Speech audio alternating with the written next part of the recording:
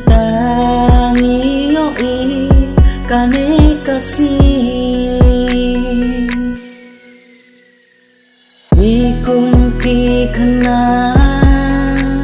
ni ai ngu yame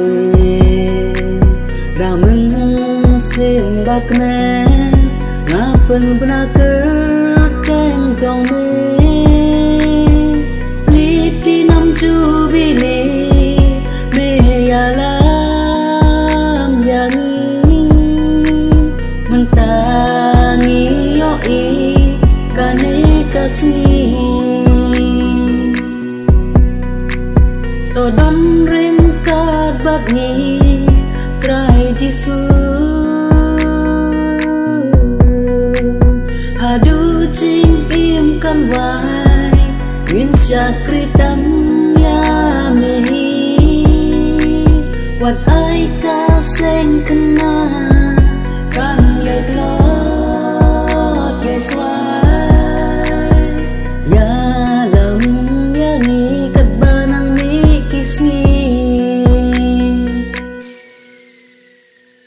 melong unong pen in jom ka perte me iya ka katsi yangi ban pen im kwa yangi ban chot da ching i jong uble u ai ti kun marwe shaka perte to don ring ka bat ni prai jisu hadu ching im kan wai min syakritam ya mehi wat ai ka seng kena kan yai lot yai swai ya lam ya ni kat banang ni kisni wat sya bangin lo kun ki bom ko kun ki klur bate shan hasa hitne ni kwa ban long ki kun